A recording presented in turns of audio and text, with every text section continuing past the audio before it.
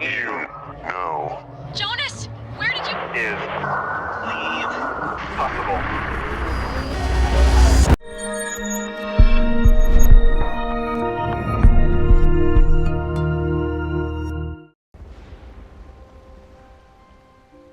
It's not often I watch the credits roll on a game and immediately want to start a new playthrough just to make different choices, see how it affects the story, but Oxenfree 2 Lost Signals had its hooks well and truly in right up until the final moments and beyond.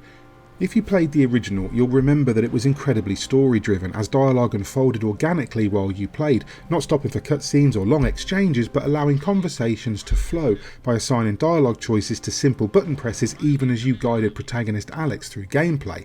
Oxenfree 2 takes this intuitive system up a notch. The dialogue rarely stops, informing as it does so much of the narrative, but it's some of the best writing and voice acting I've heard in such a small scale game. In fact, Oxenfree 2 Lost Signals is that perfect kind of sequel that uses the original game as a solid foundation and then builds upon it in every way it can. Perhaps the most telling element here is the Netflix logo that fades in as Oxenfree 2 begins. This feels like a game made for the Stranger Things generation, as indeed the first one was before Stranger Things was even a major hit. The small town gone bad theme is prevalent, evoking parallels with Netflix's paranormal TV show. We're introduced to protagonist Riley Poverly right away, as she prepares to start her first shift working for an environmental research department, planting radio transmitters along the coast near the small town of Kamina. It sits opposite Edwards Island, the small lump of rock and sand that served as a setting for so much calamity in the first game. What begins as a simple radio chat with Riley's supervisor Evelyn soon degenerates into something much creepier.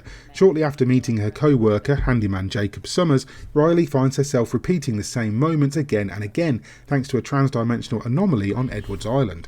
It doesn't take long for Oxenfree 2 Lost Signals to become unsettling. Together with Jacob, Riley is tasked with planting 4 transmitters at the highest points around Kamina and the nearby abandoned ghost town of Garland in a bid to overpower and remove the anomaly.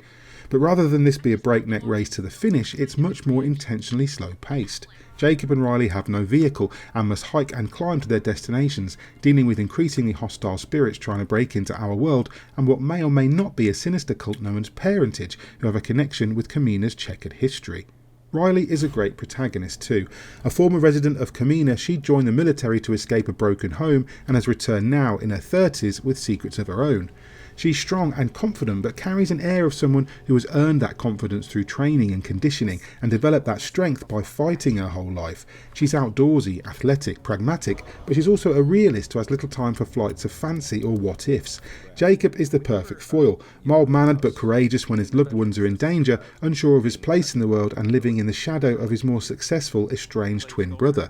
The interactions between Riley and Jacob power the beating heart of Oxenfree 2 in a more vital way than the relationships between Alex and her friends in the first game. It helps that these two are world-weary adults instead of snide teenagers, but it's more than that. As they face increasingly messed up, occasionally terrifying phenomena, they come to rely on each other, encouraging and supporting one another. Of course, you can choose to play Riley as a stone-cold bitch at times thanks to the dialogue system, but I found the warmer version to feel more natural. It would have been quite easy for the writers to skew the dynamic between Jacob and Riley to either include romance or worse, make her a Mary Sue and him a bumbling cliché. Instead, we get a relationship that feels believable and proceeds along a natural course given the events that unfold. But it's not just these characters who grow and change as the story progresses. Without spoiling too much, there are also cult members to contend with who seem hell-bent on opening a portal to let the Sunken into our world. These ghostly antagonists continue the plot from the first game. Sailors on an experimental submarine lost at sea thanks to a tragic friendly fire accident, now trapped in another dimension and seeking a way to return no matter the consequences. The Sunken are a terrifying, single-minded presence in Oxenfree 2, often possessing the living and steering events out of your control. Beyond that though, Riley has a walkie-talkie with which to communicate with various other residents of Kamina, including Evelyn, Park Ranger Shelley, Fisherman Nick and Scientist Hank. Through your actions and choices, these and other characters may or may not survive the night, adding an undercurrent of menace and accountability. Outside of one moment in the first half hour that felt a little bit slow, the 5-hour campaign is incredibly compelling, pulling you from mystery to mystery, exposing the secrets and pain of Riley's haunted past, but also offering flash forwards to a potentially grim future. I say potentially because again, your choices will inform multiple events and endings. While I felt the first Oxenfree had some issues with pacing, Lost Signals has no such shortcomings. There is, as I said, a moment early on where I was running for a while with nothing to do, but in fairness I'd gone the wrong way and had to backtrack. And the running was still filled with exposition and character building, so it didn't feel like a waste of time. Arguably, Oxenfree 2 Lost Signals lacks any big wow moments. There's a few larger set pieces in the back half, but it rarely comes close to really thrilling, instead pulling you along with its incredible atmosphere, smart writing and likeable characters. It doesn't hurt that it's gorgeous too. Characters are animated with exaggerated personality, slumped shoulders, waving arms, ragdoll physics when they fall that add an unsettling air to moments of crisis. But the backdrops are often beautiful, and the environmental detail and juxtaposition of muted colours with the sharp digital aesthetic of the otherworld are always effective. The map seems much larger than it actually is, and travelling anywhere never feels laborious, even if Riley has a tendency to force you to walk sometimes. Oxenfree 2 Lost Signals is a special game, one that feels almost old school at times, despite the modern spin on dialogue and storytelling. It's a small-scale adventure with far-reaching consequences, starring characters that are never sure whether they're saving the whole world or just their own skins, or if they're just imagining it all together. You don't necessarily need to have played Oxenfree to enjoy Lost Signals, although I advise you to anyway because it's a great game, but knowledge of the characters and events would help you understand some of the intricacies of the plot and the backstory of Kamina and Edward's Island.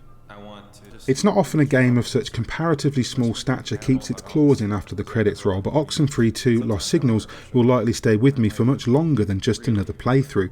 Partly, this is down to the mysteries and secrets, some of which you just won't see in one or even two runs because of the weight of the choices you make. It's occasionally scary, often funny, consistently creepy, and manages to be moving, usually when you're not expecting it to be. But it's also good looking, fantastically well acted, and very clever. It's quite light on puzzles and things to do beyond running, climbing and talking, but I devoured it in 2 sittings and couldn't wait to play it again to make different choices and find all the things I might have missed along the way, and for that reason I'm going to score Oxenfree 2 Lost Signals a 9.5 out of 10. We're still gathering dust, it's true, but it just doesn't feel safe because it feels so wrong. Hi there, hope you enjoyed that video. If you did, please hit like and subscribe, maybe tag that bell icon too, so you're kept up to date with everything we post going forwards. And if you want to support us via Patreon, you go ahead and do that. We appreciate everything that you guys do for us. In the meantime, I've been Mick Fraser for God is a Geek. That was a review of Oxenfree 2 Lost Signals, and you guys have been lovely. Bye.